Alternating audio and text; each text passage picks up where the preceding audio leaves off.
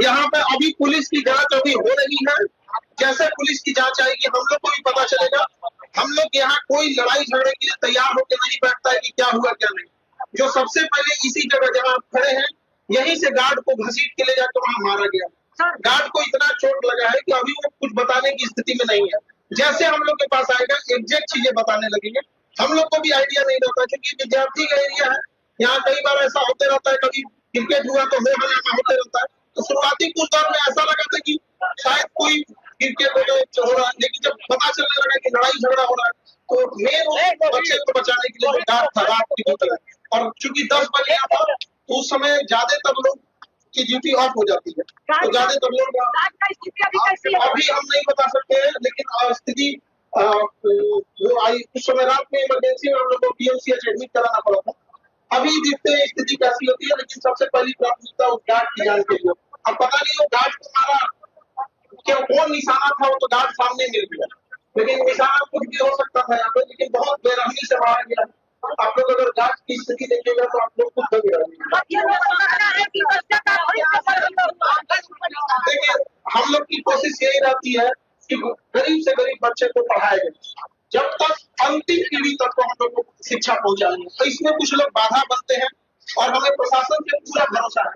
और जिस तरह से माननीय मुख्यमंत्री जी का यहाँ पर पुलिस प्रशासन ने अपना सजगता दिखाया, रात भर हमको लगता है 2 बजे तक पुलिस के आला अफसर यहाँ थे, चाहे वो एसएसपी साहब हो या एसपी साहब, डीएसपी साहब, एसएचओ, हमारे थाना के अगल बगल के थाना जितने हैं सारे अफसर लोग यहाँ रात 2 बजे तक थे। उसके बाद भी यहाँ पर पुलिस लाइन से लगभग 1 से 2 कंपनियां पूरी रात तैनात थी। अभी भी यहाँ पर कोशिश कर रहे हैं ज्ञान बिंदु को लेकर क्या करें। देखिए पुलिस के लिए है जल्दी से जल्दी कार्रवाई करें और जो भी इसका दोषी है उसे सजा दिया जाए। और ये आपसी द्वेष नहीं रखना चाहिए किसी को भी। और हम क्या कहेंगे, ये बहुत निचले स्तर की हरकत है। आपको टारगेट क्या, आपको सुरक्षा को बढ़ाया जाए। हम तो सरकार से यही गुहार लगाएंगे, माननीय मुख्यमंत्री जी से भी गुहार लगाएंगे, उन पर भरोसा है। और जिस तरह से उनकी पुलिस ने अभी काम किया है, ये भरोसा सच में बढ़ा है। जिस तरह से मतलब त्वरित कार्रवाई हुई, हर थाने की पुलिस है। हम मुख्यमंत्री जी से भी कहेंगे और पुलिस प्रशासन से भी कहेंगे यहाँ सुरक्षा मुहैया कराए जाए। उसका आवेदन जरूर देंगे, आप लोग के माध्यम से भी इसको पहुंचाना चाहिए। जैसे होगी पुलिस जांच, हम आगे इसको फर्दर आपको बताएंगे। हाँ, यहाँ पे भी पुलिस की तैनाती बढ़ा देने की जरूरत है। हम लोग का उद्देश्य यही है, कम से कम बच्चे को क्या संदेश देंगे, बच्चे लोगों को क्या संदेश देना चाहते हैं? बच्चे लोगों को यही संदेश देना चाहेंगे कि इस तरह की हरकतों से जो लोग करते हैं इसे किसी की चीज मनोबल को आप लोग तोड़ नहीं सकते। हम कल भी बच्चों के लिए कम फीस नहीं पढ़ाते थे और आज भी बच्चों के लिए कम फीस नहीं पढ़ाते। भले कोई कोचिंग वाला इतनी निचले लेवल की हरकत करे, ये हमने कभी सोचा नहीं था। एक छोटी सी चीज गार्ड इतने बेरहमी से मारेगा, कोई भी बच्चे को पढ़ाए, शिक्षा सबका अधिकार है, क्यों केवल अमीर का ही अधिकार शिक्षा? सर बच्चा लोग को कहना है कि जब तक सुरक्षा नहीं मिलेगी आपको तब तक से हम लोग नहीं हटेंगे। हम इसमें ये पुलिस के अनुसंधान का मामला है और हम इसमें जैसे पुलिस होगी, जैसे जांच होगा, वैसे हम बता पाएंगे। अभी तो हम लोग देखते हैं, पहले बच्चों लोग को समझाएं, उनको भेजें ताकि बच्चों लोग किसी भी तरह का मिसअंडरस्टैंडिंग ना हो। Law and order sector class लेने की स्थिति का हम